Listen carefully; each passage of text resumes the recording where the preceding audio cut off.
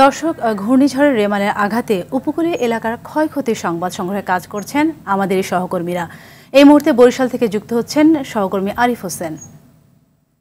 আরিফ, বরিশালে ঘূর্ণিঝড় রেমালের আঘাতের পর বেশিরভাগ জায়গায় বিদ্যুৎ বিচ্ছিন্ন হয়ে গেছে। এখন সেখানে কি অবস্থা জানাবেন, আর বিদ্যুৎ ব্যবস্থা পুরোপুরি স্বাভাবিক হতে কতদিন সময় লাগতে পারে?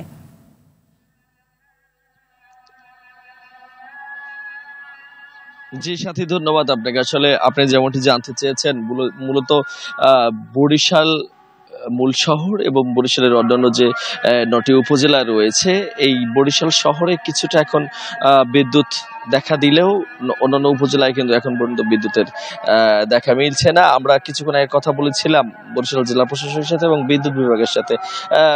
সার্বিকভাবে ক্ষয়ক্ষতির চিত্রগুলো জেলা প্রশাসকের কাছে এখন পর্যন্ত তুলে ধরা হলেও কিন্তু যে বিদ্যুতের যে অবস্থাটি সেটি কিন্তু এখন পর্যন্ত আমাদের নিশ্চিত করেনি।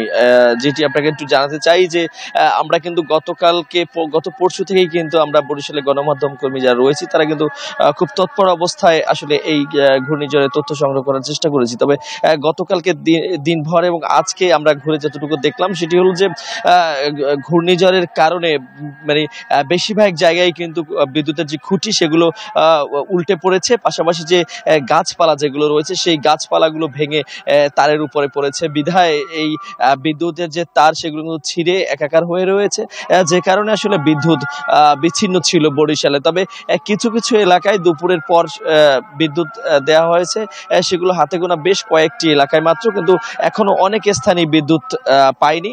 আর অন্যান্য যে উপজেলাগুলোতে রয়েছে সেখানে পল্লী বিদ্যুতের আওতায় যেগুলো রয়েছে সে পল্লী বিদ্যুৎ কিন্তু এখন পর্যন্ত পল্লী বিদ্যুৎ যেখানে রয়েছে অর্থাৎ উপজেলাগুলোতে সেখানে কিন্তু এখন পর্যন্ত বিদ্যুতের কোনো দেখা মিলছে না। আমরা কথা বলছিলাম এই যে ঘূর্ণিঝড় প্রস্তুতি যেই সভাপতি জেলা প্রশাসক মাসুদুল ইসলাম, তিনি বলছেন যে এগুলো কাজ চলছে, তবে ক্ষয়ক্ষতির বিষয় এখন পর্যন্ত নির্ধারণ করা হয়নি। তারা এ ব্যাপারে সার্ভে করছে, এরপরে তারা আসলে সিদ্ধান্ত দিবে কি পরিমাণে ক্ষয়ক্ষতি হয়েছে। তবে যে পরিমাণে ক্ষয়ক্ষতি হয়েছে সেগুলো খুব দ্রুতই পুষিয়ে ওঠা সম্ভব হয় বলে মনে করছেন তিনি। সাথী, বরিশাল থেকে বিদ্যুতের বিষয় এই ছিল আমার কাছে। ধন্যবাদ আপনাকে।